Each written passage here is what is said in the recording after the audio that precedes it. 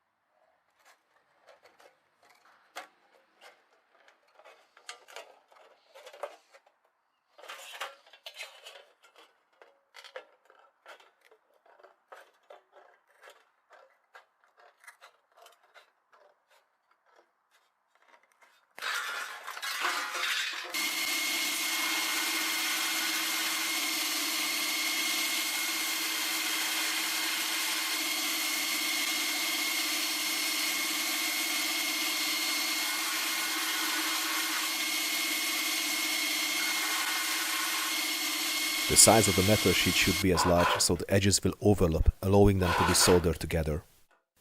For a strong joint I cut flaps on both edges and file them flat so the solder will grab the metal easier and the overlap part can be a bit thinner.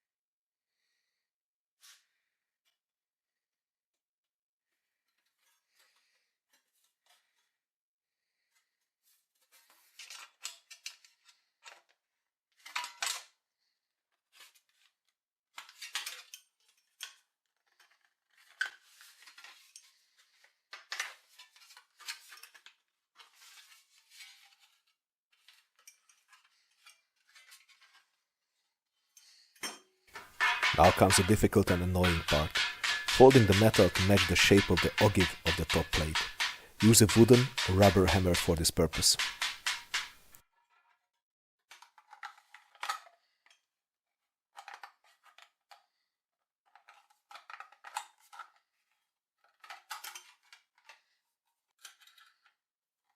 When you have the shape, secure it with wires so you can hammer the edges flat and solder them easier.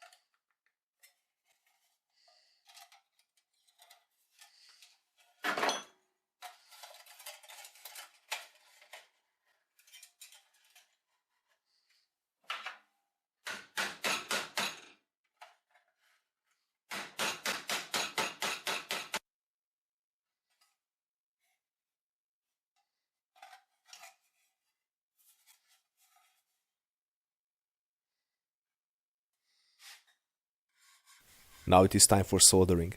Cover the surfaces with soldering paste first. I use solder used for electric works, but that was a mistake. Use traditional thin lead solder used by the roofers. That is much easier to use and will give a much better and nicer surface.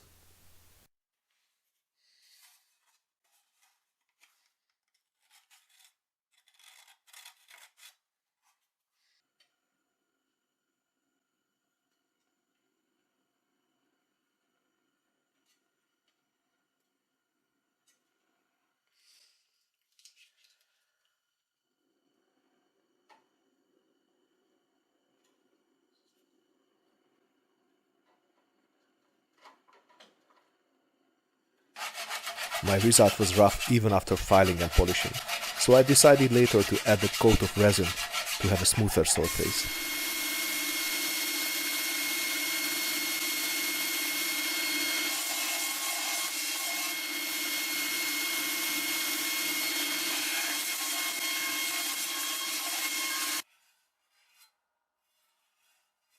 Now it is time to solder the top and the bottom to the body.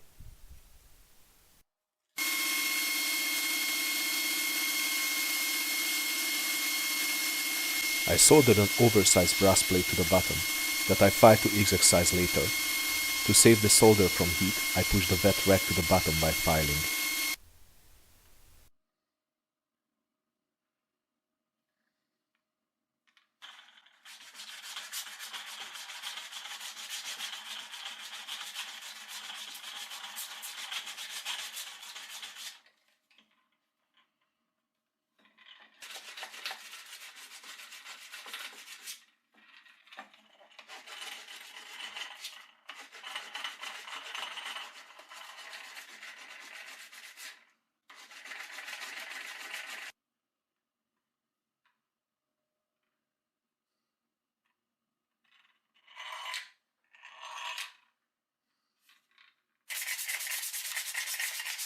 Before painting it, I polished the complete surface.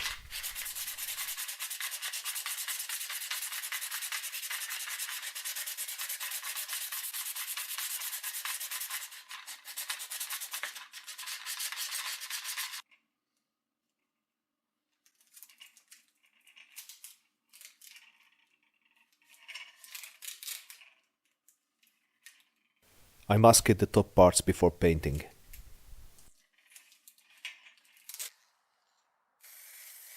The original whole flask were painted black, so that is my color as well.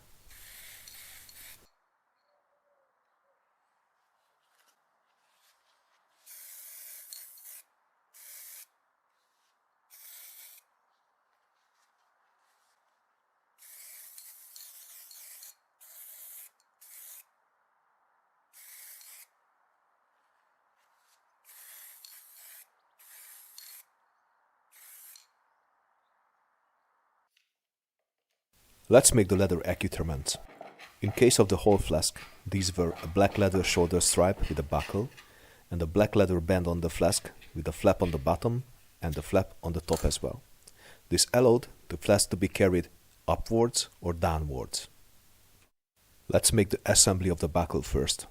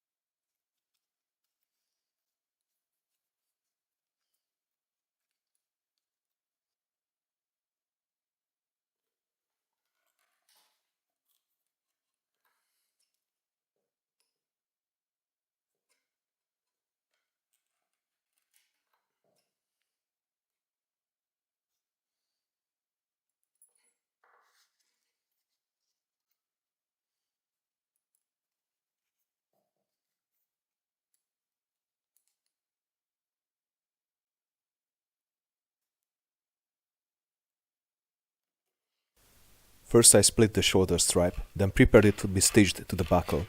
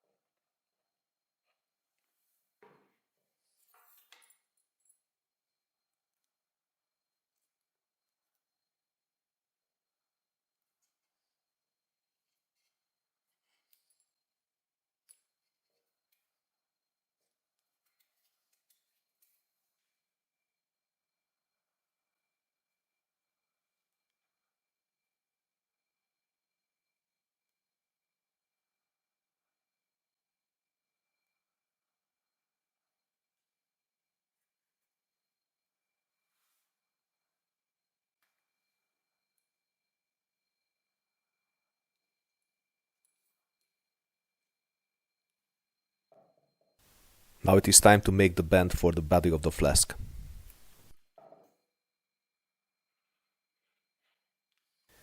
The overlapping edges are glued and stitched together.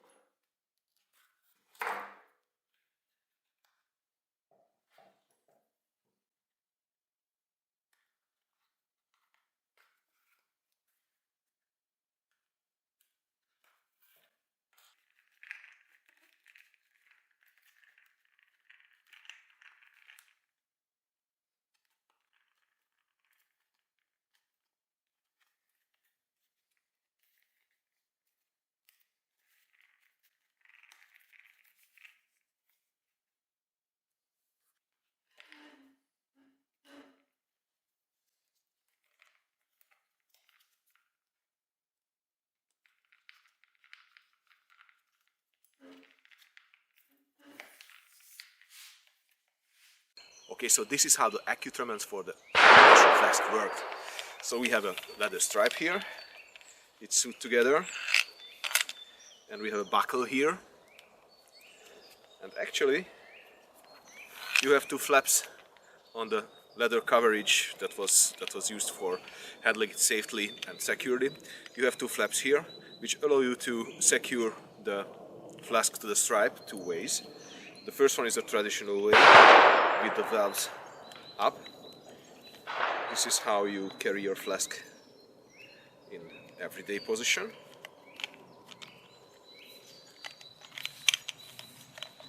"18 balls and 1 pound of powder in it. That's it. And when it is bad weather, you have rain, then you can just simply change the direction according to John Hancock Hall's recommendation and wear the flask upside down, so the rain cannot get to the area of the valves. And that's it. Clever, isn't it?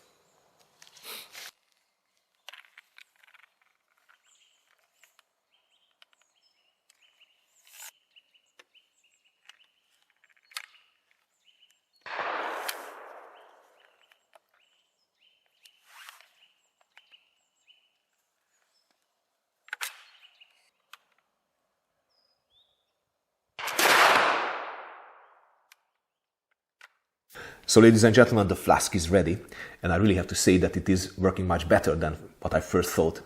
Well, it is not as nice as I planned it to be, but anyway, it is working perfectly, which is the most important part for the historian. So ladies and gentlemen, thank you very much for watching. You've been watching the Capandball YouTube channel. If you like what I do, then please support us. You can do it through Patreon or by the History of Weapons and War platform. Here you will find exclusive content. You can also buy a channel membership here in YouTube, where you will also find some exclusive content already uploaded. So ladies and gentlemen, up until next time, stay cool and keep your powder dry.